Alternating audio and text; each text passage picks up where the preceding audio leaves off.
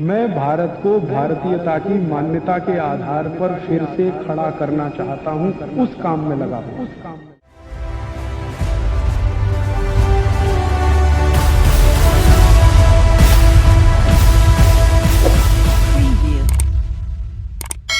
ऐसे ही एक दूसरा विषय है भूषा। अंग्रेजों की भूषा हम हमारे जीवन में क्यों अपनाएं? आप तो नौजवान हैं, इस बात पर जरा ध्यान दीजिए कि अंग्रेज कोट पहनेंगे, सूट पहनेंगे, पैंट पहनेंगे, टाई पहनेंगे। पैंट वो क्यों पहनते हैं?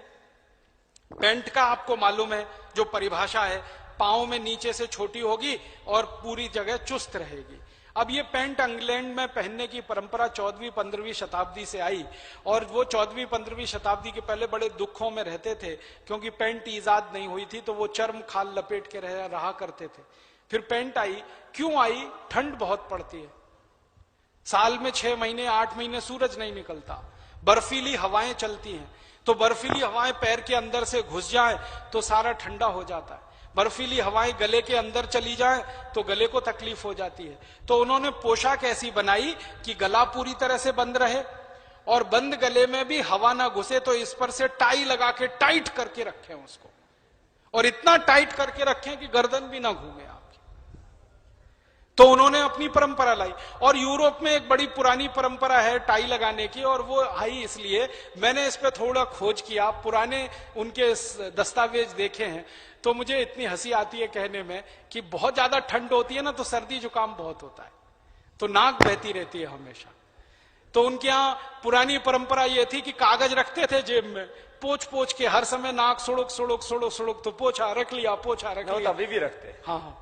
अब उन्होंने फिर क्या किया कि एक कपड़ा ही लटका लो, बार बार उसको जेब में रखने का खर्चा बच जाए।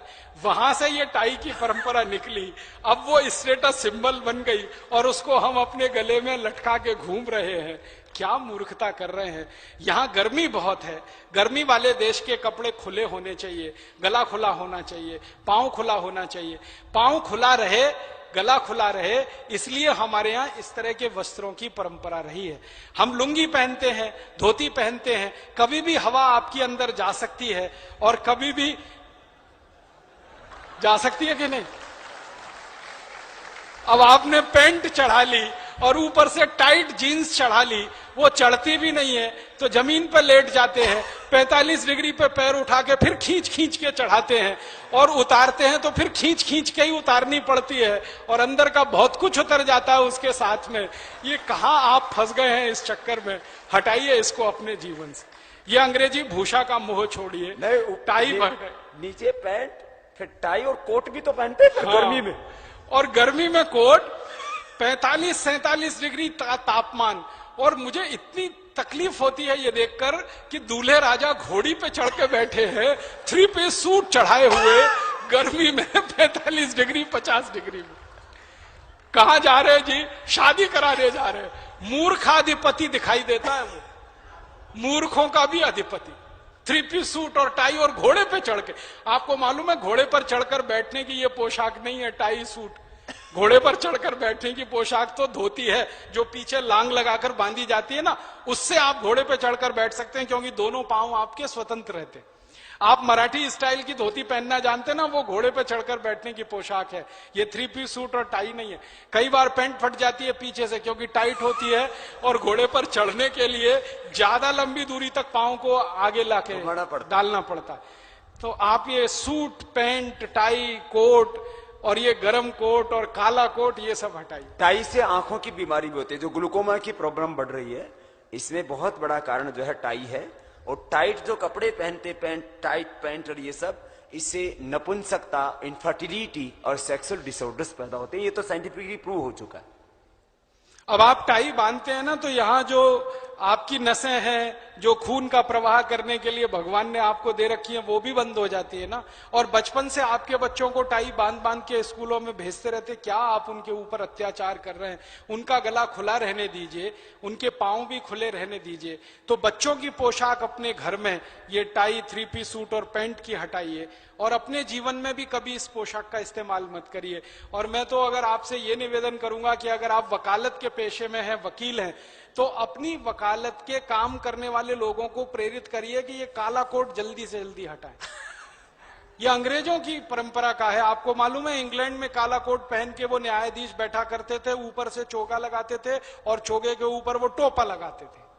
हाँ देखा है ना, वो सब नकली विग वाला, वही हमारे हिंदुस्तान में आ गया। अब अंग्रेज चले गए, उनको गए हुए 62 साल हो गए हैं, अब हम वो काला कोट क्यों पहने।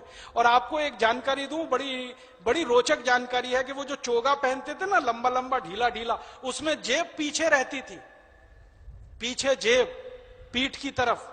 तो मैं ढूंढ रहा था, तब पता चला कि वो पीछे जेब इसलिए है कि किसी मुवक्किल का उन्होंने मुकदमा लड़ा और मुवक्किल ने फीस वीस तो दे ही दी, और ज्यादा खुश हुआ तो पीछे से डाल दे उनकी जेब में। इसके लिए वो पीछे जेब लगाई जाती थी इंग्लैंड में। और हम भी वही नकल करके वो पीछे जेब और लंबा चोगा और सिर पे टोपा और वो काला काला। अभी भी पीछे जेब लगती है। हाँ, जो जिनके गाउन होते हैं वो पीछे जेब के लंबे लंबे गाउन पहनते हैं।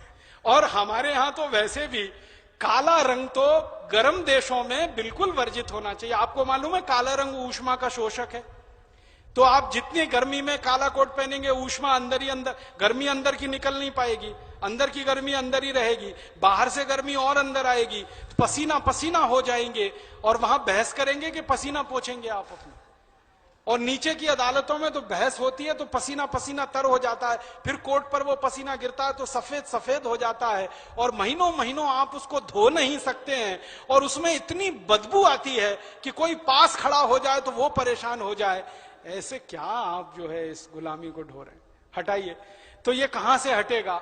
बार काउंसिल को आप निवेदन करिए। आप जानते हैं इस देश में एक बार काउंसिल है, उसको निवेदन करिए कि ये काले कोट को हटाने की बात बहुत पहले तय हो चुकी है। एक बार नहीं, 2 बार नहीं, 3 बार नहीं, 4 बार नहीं, बार बार तय हो चुकी है। बार काउंसिल तय कर चुकी है, बस अभी हटा रहे हैं, अभी हटा रहे हैं, अभी हटा रहे हैं, अभी हटा रहे हैं, और वो आती नहीं निर्णय में। तो थोड़ा कोशिश करिए, प्रयास करिए, दबाव डालिए, उनके बीच में चर्चाएं चलाइए और ये अपनी गुलामी तो कम से कम हम हटा दें, ढो दें। भूषा की गुलामी हटे, भाषा की